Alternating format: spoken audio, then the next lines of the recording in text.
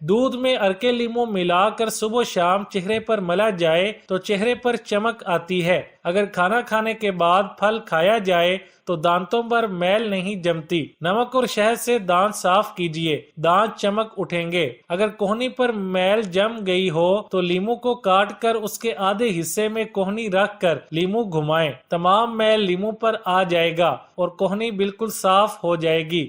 ہاتھ جل جائے تو چونے کے پانی میں شکر گھول کر جلے ہوئے مقام پر لگانے سے فوراً آرام ہو جاتا ہے۔ نیم گرم پانی میں سرکہ یا ارکے لیمو ملا لیں اور کچھ دیر اس پانی میں پیروں کو رکھنے کے بعد اس پانی سے ہی پیر دھو لیں۔ اس سے پیروں سے پسینہ آنے کی شکایت ختم ہو جائے گی۔ چہرہ پر پھنسی یا زخم لگنے سے برف کا ٹکڑا پھنسی پر رکھ دیں، پھنسی چلی جائے گی۔ دودھ میں زیتون کا تیل ملا کر پینے سے چہرے پر نکھار آتا ہے۔ خالص شہد میں دودھ کا مکسچر بنا کر چہرے پر ملیں، جلد صاف ہو جائے گی۔ کھانا کھانے کے دوران ٹی وی نہ دیکھیں اور نہ ہی مطالعہ کریں، اس سے موٹاپا ہوگا۔ سرکہ اور پانی سے تر کیے ہوئے کپڑے میں گوشت رکھنے سے کافی دیر تک خراب نہیں ہوگا۔ ڈائننگ ٹیبل کے قریب پودینہ کی چند پتیاں رکھ دیں تو مکھیاں قریب نہیں آئیں گی۔ کھیرا اور تربوز کھانے کے بعد پانی نہ پئیں ورنہ ہیضہ کا خدشہ ہے۔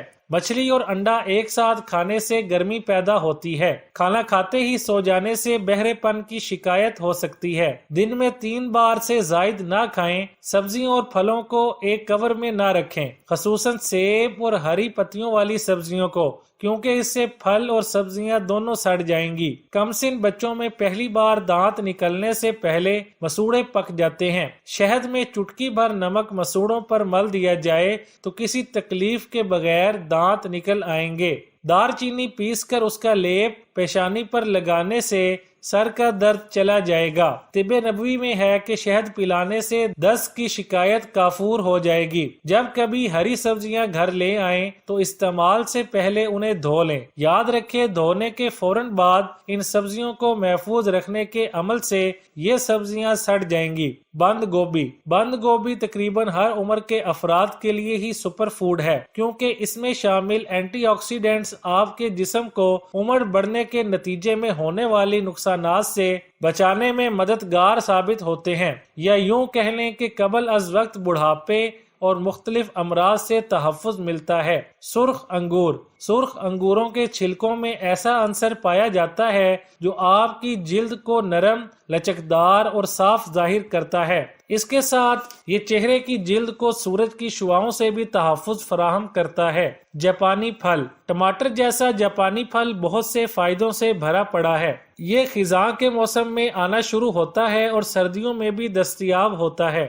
دل کی بیماریوں کے لیے بہت مفید ہے۔ شوگر کنٹرول کرتا ہے، نزلہ تیز کرتا ہے، وزن کم کرنے میں مدد کرتا ہے اور قوت مدافعت میں بھی اضافہ کرتا ہے۔ مچھروں کو لہسن بالکل بھی پسند نہیں ہوتا، اس لیے اگر آپ لہسن کو پیس کر یا اس کا تھوڑا سا پانی اپنے جسم پر مل لیں تو مچھر آپ کے نزدیک بھی نہیں آئے گا۔